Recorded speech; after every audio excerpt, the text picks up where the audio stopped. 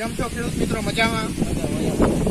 આજે આપણે ફરીવાર આપણે આવી ગયા છીએ કે આપણી જે ફિનિશિટા લિમિટેડ કે જ્યાં જે ઘણા બધા ખેડૂત મિત્રોને જે રાસાયણિક ખેતી છોડીને જે લોકો ઓર્ગેનિક ખેતી કરવા માંગે છે તેની ઉપર બહુ સરસ રીતે કામ કરી રહી છે, જેની અંદર આજે આપણે આવીએ છીએ કેશોદની નજીકના એક ગામ છે ચંદ્રવાડા, ત્યાં આપણે જે પરેશભાઈ ડાભી કરીને જે લોકો આજે છેલ્લા થોડા ટાઈમથી આપણી ઓર્ગેનિકની પ્રોડક્ટ વાપરે છે.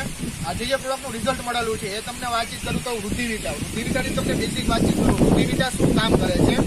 વૃદ્ધિવિટા સૌથી વધારે તો આપણે કોઈ પણ તમે પાક વાવતો હોય જેમ કે મગફળી, તમે એમાં દાણામાં પટ મારી શકો, ડાળીઓનો ફૂટ વધારે, ફ્લાવરિંગ વધારે છે, અને કોઈ પણ માંગની પીડાશ પડતી હોય તો એમાં બી કામ કરે છે, અને પાન ફૂટ વધે જેથી કે તમારું જે ઉત્પાદનનું પ્રમાણ છે એમાં બી નોંધપાત્ર એવો વધારો થાય છે.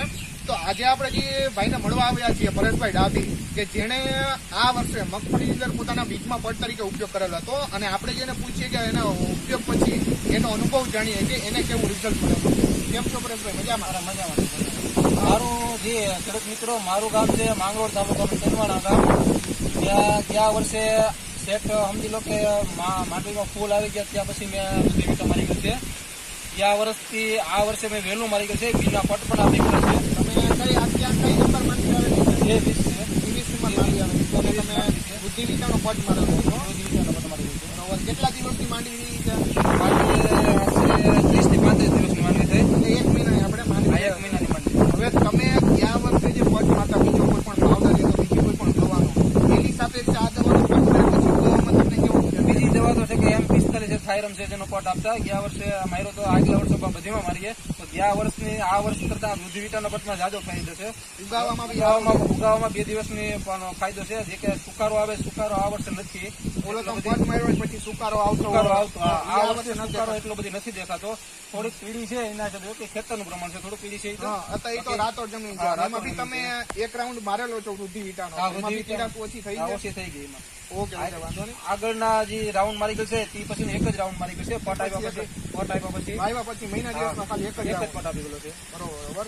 હવે આપણે આમાં છોડમાં જોઈએ કે વૃદ્ધિવિટાનો ઉપયોગ કર્યા પછી તમે દર વર્ષે જે માંડવીમાં જે ડાળીનું પકડી હોય એનું પ્રમાણ અને ફૂલનું પ્રમાણ કેટલું છે બતાવશો?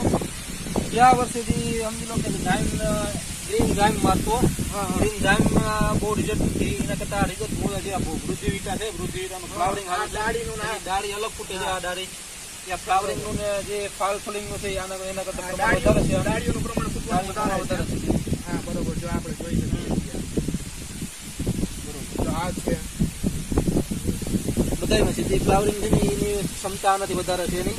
જો આ છે જે આ ડાળીઓનું પ્રમાણ છે. હા, જો આ બધી જગ્યા જે આ છે, આ છે. એટલે આ વૃદ્ધિવિટા શું કામ કરે છે કે જે તમારા કોઈ પણ પાક છે એની અંદર ફ્લાવરિંગ નું કામ વધારે છે, કે જેનો ઉપયોગ કર્યા પછી તમે અત્યારે હું પૂછું કે કોઈ રાસાયણિક ખાતર કોઈ ગયા વર્ષે કરેલો, એટલે કે વૃદ્ધિવિટાનો ઉપયોગ કર્યા પછી તમારે કોઈ પણ પ્રકારના રાસાયણિક ખાતરનો ઉપયોગ કરવાની જરૂરિયાત નથી રહેતી. જેમ કે તમારે જે નાઇટ્રોજન, પોટેશિયમ, જે કોઈ બી ખાતરની જરૂરિયાત પડતી હોય છે તે બધી વસ્તુ આ તમને વૃદ્ધિવિટાની અંદર મળી રહે છે. અને તમારા ફ્લાવરિંગ વધારે છે, ને જેમ આપણે છોડમાં જોયું એ પ્રમાણે ડાળીઓનું પ્રમાણ પણ વધારે છે, કે જેનાથી પાકની શરૂઆતથી જો ડાળીઓનું પ્રમાણ વધી રહેશે તો તમારા ઉત્પાદનમાં બી 30 થી 40% નોંધપાત્ર વધારો રહેશે.